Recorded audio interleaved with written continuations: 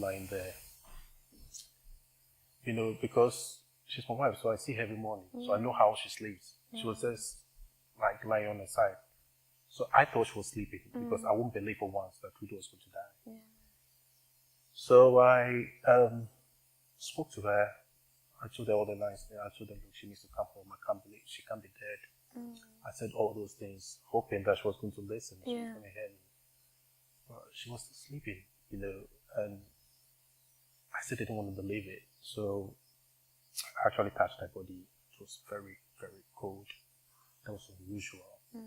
Because I'm normally the cold one. Her body's always warm. So it felt strange. Yeah, it was a very strange feeling. I've never had that feeling ever in my life. My dad had died earlier, like 6 years ago. Before then, I was by the body. I didn't feel that way. This was totally different. And I spoke to her. We prayed. We did everything. Trudy wouldn't talk to me. So we were escorted out, and then we had to inform family. I didn't know who to tell first. Before, So I texted grandma, who was there looking after the baby. And then she asked me if everything was okay. So she called back after the text.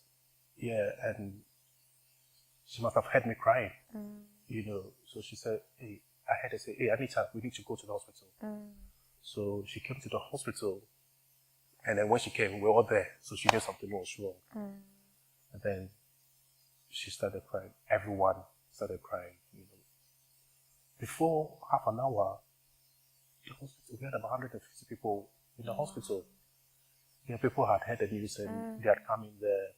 Oh, the calls kept coming, the messages. I didn't answer them because I was in that mood. Exactly. I couldn't answer all the calls. So that time, it was very difficult, very, very difficult moments that day. And everyone came. Elder Praise, Pastor was there, Pastor Apostle Megache. Yeah, I called him too because, he was our counselor when we were going to have our wedding. Yeah, when we got married. So, and he had come to visit Trudy. The very first Saturday, the Saturday before she died, Trudy told me to go and bring him because he was in town then. So I drove and I brought him and mommy, so they came to pray for her. So I had called him and he came as well. So it was fairly packed. The room was very heavy with everyone there, and you could see the faces of people, the look on people's faces. It wasn't a good sight at all. Did you have any conversations with the doctors about what actually transpired? Yes, a lot happened, but I don't want to talk about the details because it's a bit sensitive, and I don't want to go into details. Otherwise, maybe we can't finish this. Yeah. And how have you coped? Can you talk to us a bit about how you found it? What was the first week like? What was it like leaving the hospital, coming home to the children, and obviously your wife wasn't there? What were your feelings?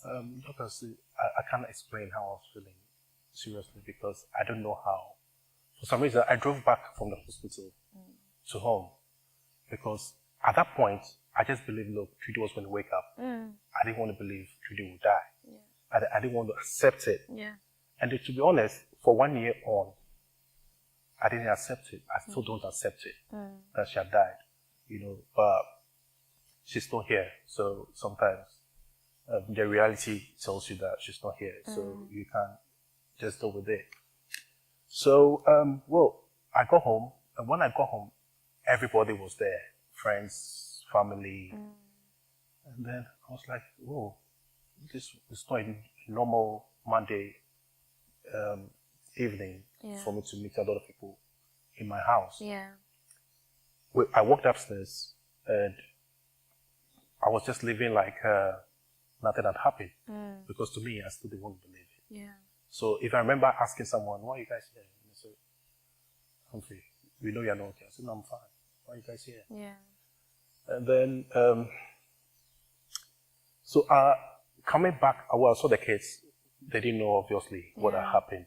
Did they ask questions initially? Michael was then, he was a bit matured. Elisha couldn't talk. Yeah. And obviously the baby was just 12 days old. Yeah. So I think it was whisked away. They went to stay with Anita in her house in Glasgow. So even Michael, he wasn't there on that Monday morning. Evening. So it was just us. So a lot of people came coming. And I remember the last person that left our home on Monday night. We left around 3 a.m. Wow. Yeah, so we could not sleep the whole evening. We were just coming to terms with it. We were just confused. Yeah. We were very confused.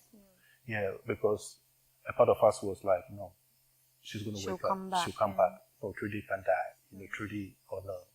So we had that hope and belief that, hey, she was going to come back to us. She's just, I said she was just resting. That's why I was kept telling people. I said, no, she's not there. She's resting. So that evening the next day, I had to go and show my in-laws where she was because my dad-in-law wasn't there the next day. So we went there and I saw her again lying there. So I was like, don't Trudy, you need to get up from here. This is not your home. You need to come back home. And the baby, the little one, she cries. That evening, I remember her crying so loud. The whole night. So we didn't sleep. It's been hard to do. Yeah, it was like, you see that something had happened. It was just unusual. So the whole time we didn't sleep. So the next morning, we're there at the hospital trying to get answers. The doctors themselves were shocked. They couldn't give us straight answers for a very long time. Yeah, so we got home, the kids didn't know. So the next day we had to tell Micah because he was quite older. Yeah. So his granddad actually booked the news to him.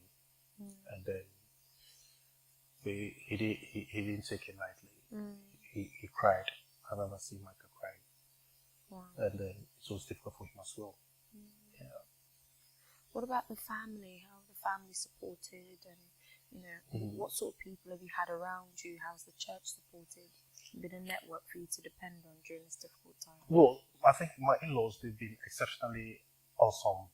I've told myself that if it hadn't been for them, probably I would just give up and go to Ghana. Wow. Yeah, because my family, everyone is there, so I'll just be there. But they've been very supportive. Yeah, they moved into my place because like we said, we're all confused. So they came to live with us. They were with us for a very long time. So they, from day one, have been supportive. And then the support has been very, very, very excellent. And then, one of the reasons why I'm here today is because of them, and I owe them that, gratitude. I'm really grateful to them for their support. I remember I'll tell you, I didn't even want to get close to the child. Not because I didn't like her, but I felt so disappointed. I felt so bad. I was just lost totally.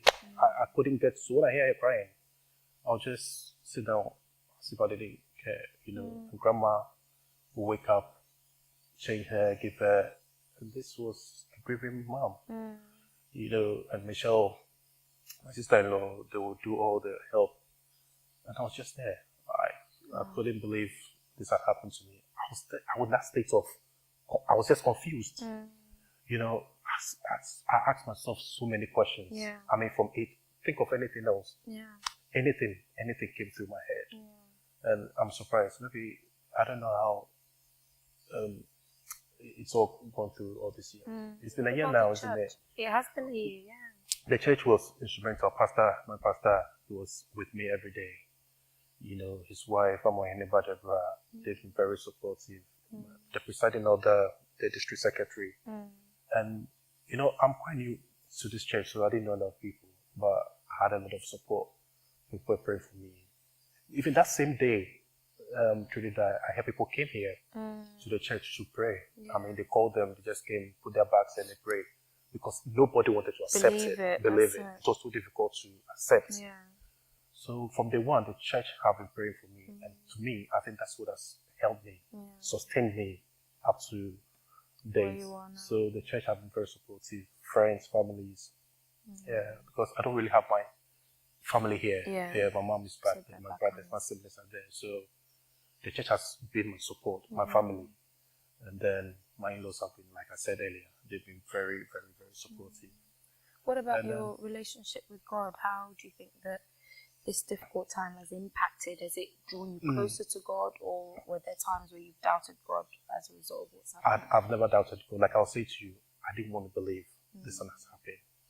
So it made me very prayerful. I mean, after like a week, after we had a 1 week, we observed the 1 week. The numbers kept dwindling. People didn't come to the house like before, like within that week. So I had time, you know, I decided to stay in the living room. And then I prayed a lot.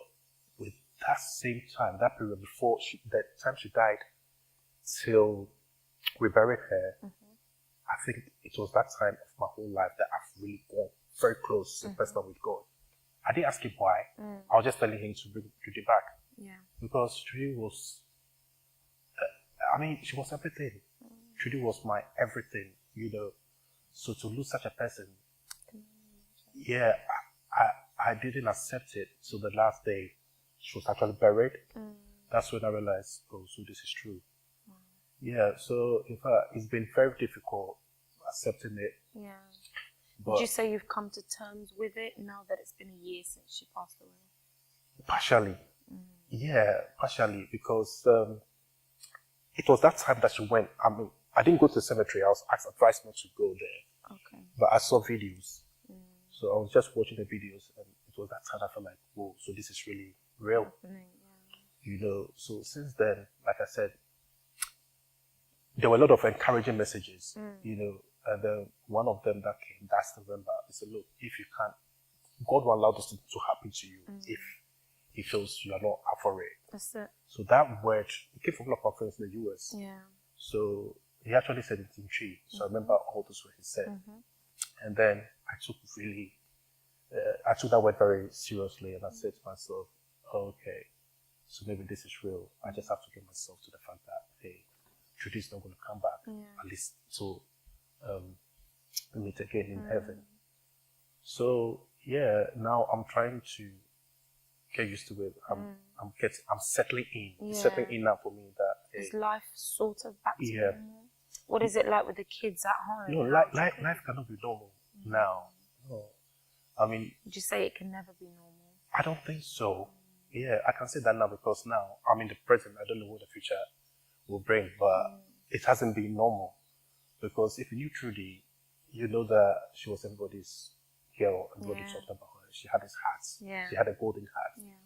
So I'll close from work and I'll know she's at home, you know, because she was nursing kids. So that feeling is no more there.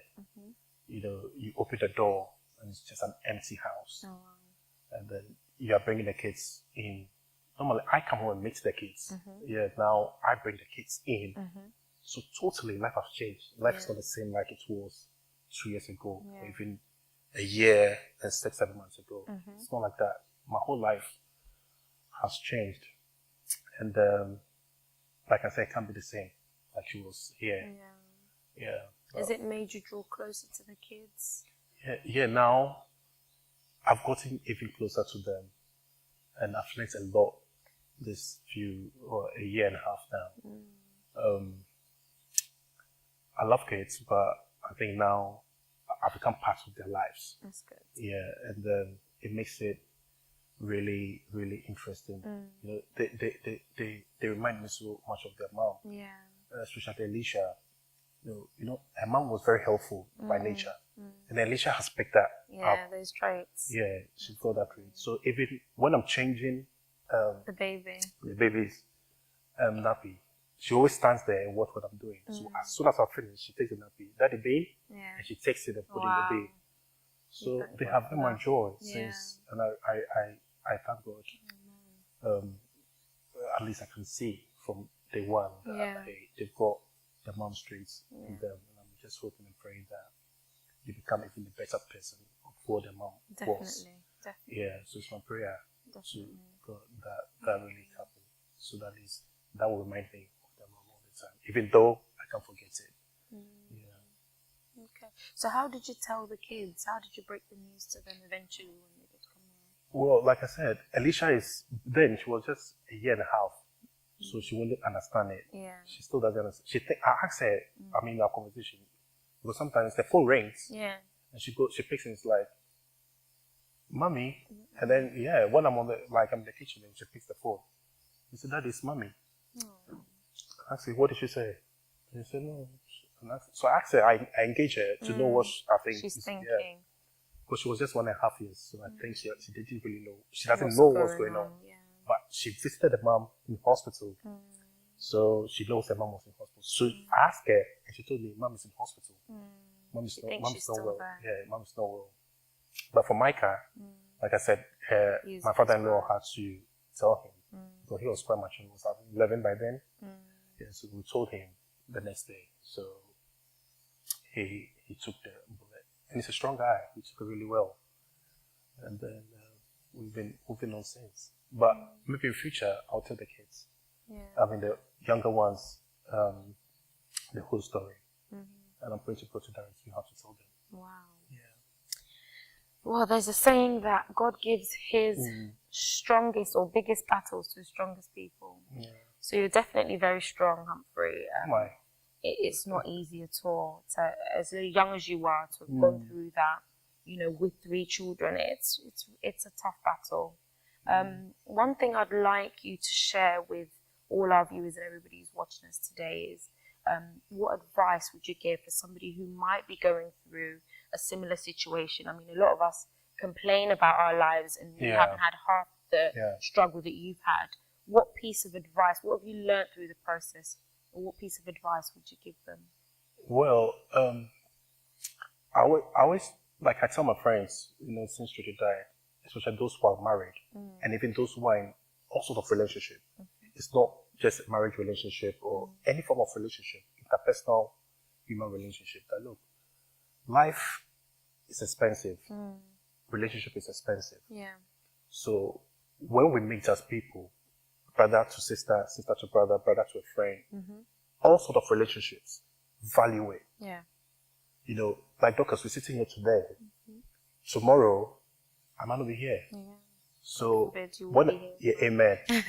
So when we meet,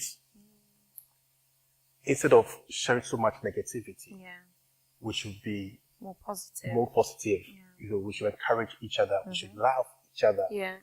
Because I saw my wife around 10:30 in the morning, and by 4:30, I couldn't talk to her again. Wow. She couldn't even listen.